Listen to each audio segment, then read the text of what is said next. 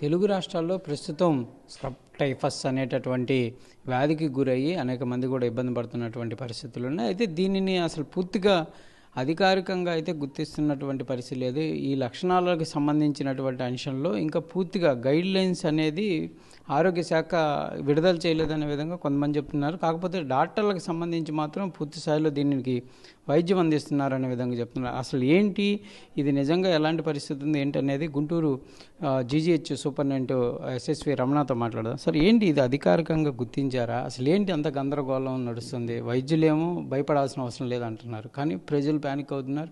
పల్నాడులో 2 చనిపోయినటువంటి పరిస్థితి ఉంది. ఎట్లా చూడొచ్చు? నమస్తే, నేను doctor Ramana SSV, superintendent government general hospital Guntur. ఇది ప్యానిక్ అవ్వాల్సిన పరిస్థితి అయితే లేదు. ఇది కామన్గా మేము రెగ్యులర్గా చూసే డిసీజే. బట్ ఇది ఎక్కువ వర్షాకాలంలో వస్తుంది. మన జూన్ నుంచి దాదాపు నవంబర్ ఫిబ్రవరి దాకా ఉంటుంది. ఇది ఎక్కువ తేమ ప్రదేశాల్లో తేమ ఎక్కువ ఉన్నప్పుడు ఈ స్క్రబ్ టైఫస్ వ్యాప్తి చెందుతుంది. అయితే అనుకోకుండా ఇప్పుడు తెలుగు రాష్ట్రాల్లో కానీ బయట ఆల్మోస్ట్ ఇండియా మొత్తం కూడా సడన్గా ఒక అప్సర్జ్ లాగా వచ్చింది. ఇది రావడానికి కారణము ఈ వాతావరణ మార్పులు. ఇది బ్యాక్టీరియా కాబట్టి ఇది భయపడాల్సిన పని అయితే లేదు, ఎందుకంటే యాంటీబయాటిక్స్ ఉంటాయి, ట్రీట్మెంట్ ఉంటుంది. ఇది ఎలా వస్తుందంటే మనకి చిన్న నల్లి లాంటి లేకపోతే ఒక చిన్న క్రిమి, ఇది ఒక 8 లెగ్గడ్ స్మాల్ ఇన్సెక్ట్ అనమాట. ఇది కుట్టినప్పుడు దీని చిగ్గర్ అని దీని లార్వా ఉంటుంది. అవి కుట్టినప్పుడు దీంట్లో ఉన్న బ్యాక్టీరియా షుట్సుకి ముసి అనే ఒక బ్యాక్టీరియా దీంట్లోంచి శరీరంలోకి ప్రవేశిస్తుంది. ఇది ఒక 6 రోజుల నుంచి 11 రోజుల లోపు అది జ్వరంగా, అంటే ఇంక్యుబేషన్ పీరియడ్ అనమాట, 6 to 11 days. ఒక జ్వరంగానో ఒళ్ళు నొప్పులుగానో దగ్గుగానో మొదలవుతుంది.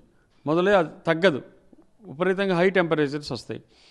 మామూలుగా అయితే ఎవరైనా సరే దీన్ని ఇదేమన్నా టైఫాయిడ్ ఏమో, మలేరియానేమో, లేకపోతే డెంగ్యూ ఫీవర్ ఏమో, చికెన్ గున్యామో అనుకొని ట్రీట్మెంట్ ఇస్తున్నారు. సో అందుకని ఇది ఇవాళ రోజున కొంతమంది చనిపోవడానికి కారణమయ్యి ఇది అన్ని గవర్నమెంట్స్ కూడా అలర్ట్ అయిపోయాయి. సో ఇది కామన్గా వచ్చే బ్యాక్టీరియా, అలాగే తేమ ఎక్కువ ఉన్నప్పుడు వర్షాకాలంలో వచ్చే బ్యాక్టీరియా.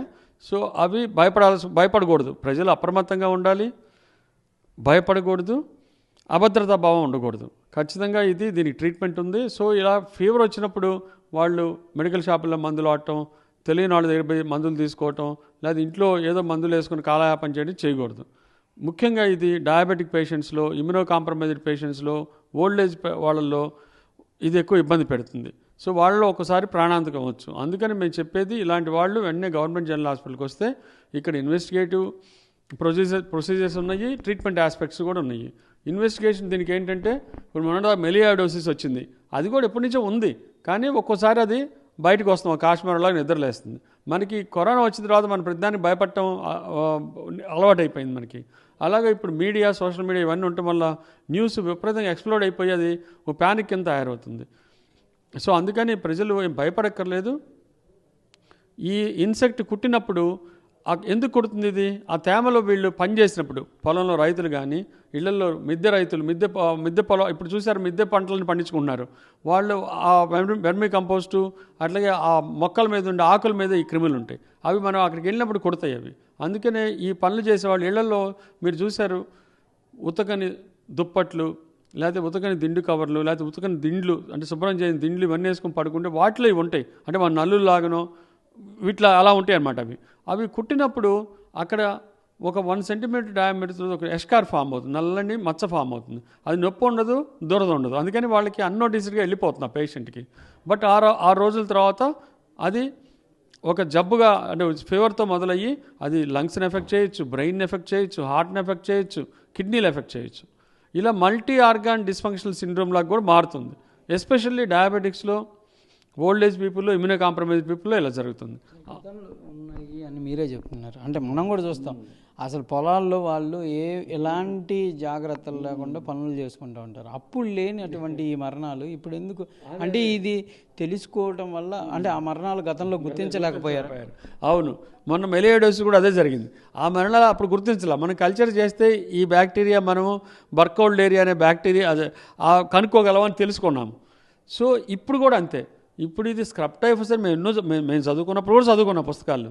ఇప్పుడు నిన్న మేము మెడిసిన్ హెచ్ఓడితో మాట్లాడితే రెగ్యులర్గా వస్తాయి సార్ ఇవి, మనం అసలు ఇది భయపడక్కర్లేదు. పేషెంట్ వస్తే మనము యాంటీబాడీస్ తగ్గిపోతుంది. మన దగ్గర ఎలిసా టెస్ట్ ఉంది, ఆ టెస్ట్ చేసి దాంట్లో ఐజీజీ యాంటీబాడీస్ ఈ డిసీజ్కి అగెనిస్ట్ కనుక కనుక్కోగలిగితే ఆ జబ్బుకు సంబంధించిన డాక్సిసైక్లిన్, ఎజిథ్రోమైసిన్ యాంటీబయాటిక్స్ 2 వారాలు పెడితే ఊటి తగ్గిపోతుంది. అయితే పెద్దవాళ్ళు వచ్చినప్పుడు ఎక్కువ ప్రాణాంతకమైన లేకపోతే సీరియస్గా వచ్చినప్పుడు ఏం చేయాలి, మనము ఫ్లూయిడ్స్ అవి పెట్టుకోవటము, అన్నీ ఐవి పెట్టుకోవటము, సపోర్టివ్ మేనేజ్మెంట్, మంచి న్యూట్రిషన్ ఇవ్వటము, మిగతా జబ్బులు ఏమిటో వాటిని తగ్గించడము, డయాబెటీస్ కంట్రోల్ చేయటం, ఇలా చేస్తే అది ఊరినే కంట్రోల్ అయిపోతుంది. పెద్ద ఇది అదిగాక ఒకరి నుంచి ఒకరికి రాదు. దీని వ్యాక్సిన్ కూడా ఏమీ లేదు. సో అలాంటి నేపథ్యం అనమాట ఈ జబ్బుకి. వ్యాధి కాదా సార్? ఇది అంటువ్యాధి కాదు. దీనికి ఏం లేదు, పొలాల్లో పనిచేసే వాళ్ళు గ్లౌస్ వేసుకొని, అంటే పొలాలని కాదు ఇంట్లో కూడా ఈ తోటల్లో మన మొక్కలు నాటుకునేవాడు వాళ్ళు గ్లౌస్ వేసుకొని చేసుకుంటే మంచిది. అలాగే కాళ్ళకి రబ్బర్ తొడుగులు వేసుకొని చేసుకుంటే మనం మెలేడస్ కూడా అదే చెప్పాము. అది చేస్తే దమాల శరీరంలోకి ఎంటర్ అవ్వవు.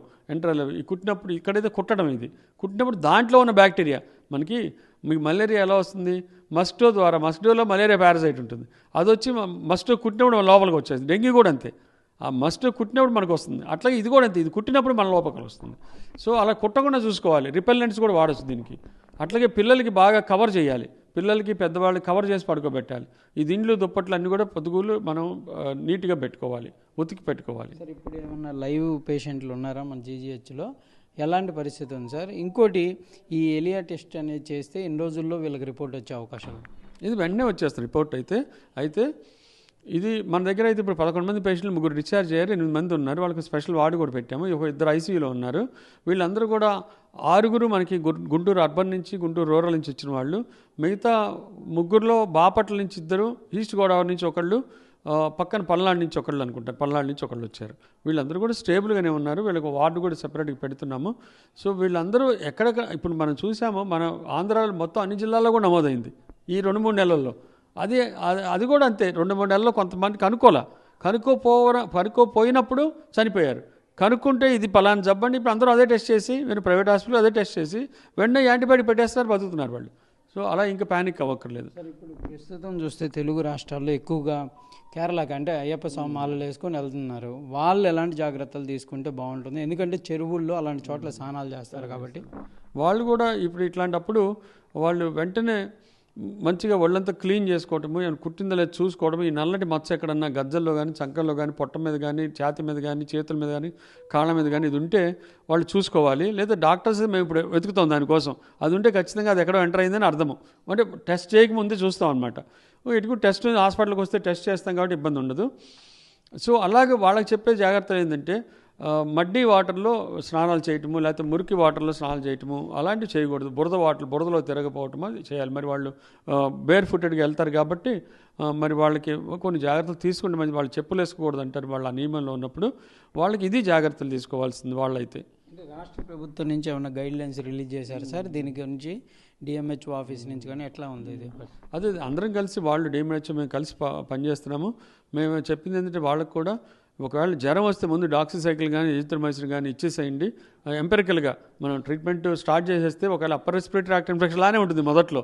అది ఆ డయాబెటిక్స్లో, ఓల్డ్ ఏజ్ పీపుల్లో కానీ, లేకపోతే ఈ ఇమ్యూనో కాంప్రమైజ్ పేషెంట్స్లో ఇబ్బంది పెడుతుంది. కాబట్టి వాళ్ళకి అట్లీస్ట్ ఈ డాక్సిసైక్లిన్ కానీ, ఎజిథ్రోమైసిన్ కానీ ఎంపెరికల్గా కోర్స్ పెట్టేస్తే చాలా వరకు ఆ ప్రాబ్లమ్స్ తగ్గిపోతాయి.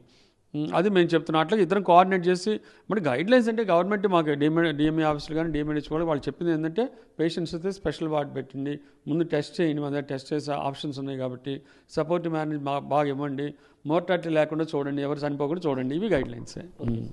ఇది ప్రస్తుతం అయితే ఈ వ్యాధికి సంబంధించినటువంటి అంశాలపైన ఎవరు భయపడాల్సిన అవసరం లేదనే విధంగా చెప్తున్నారు.